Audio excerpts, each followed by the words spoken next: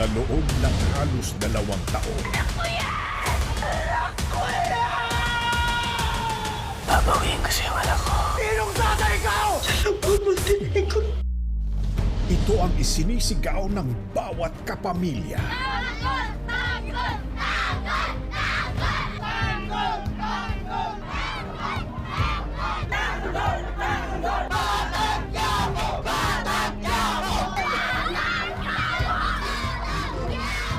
Nang dahil sa inyo, muling bumalik ang sigla ng telebisyon. Nanonood ang Batang Quiapo!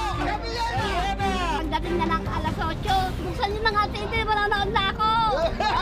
Kayo ang dahilan kung bakit nabulabog ang online world dahil sa record-breaking all-time high concurrent viewers. Pag di ko napapanood sa tanggol, hindi kompleto ang araw ko. Totoo po yun. Kasi yun ang nakakaalis ng agod, stress sa araw-araw. Kaya naman, nabigyan nyo ng malaking karangalan ng ABS-CBN at ang bawat kapamilya saan man sa mundo. Sobrang nakakaaling panoorin. Joel, pagtanggol mo din ako. Will Possible the Filipino Life. Patira matibay. Number 1 ka! Tanggol! Ang sulok ng mundo!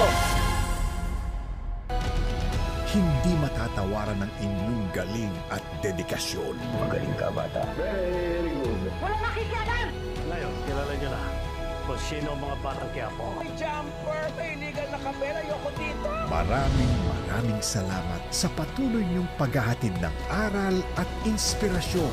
Kailangan mo munang maging mabuti at matuwid para makatulong sa ibang tao. Lahat ng gustuhin, makukuha ko. Para pero naman talaga na kumita na ako ng malaking pera para sa inyo. Napakabuti talaga ng puso mo, no, anak?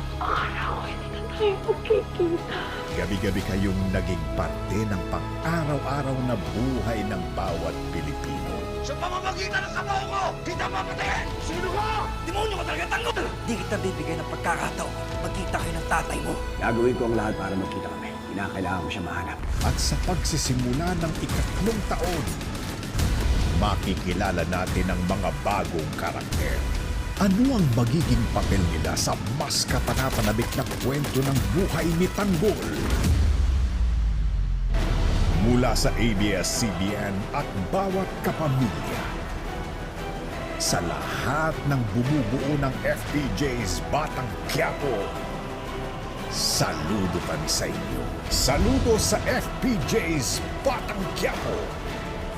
Saludo kay Tanggol.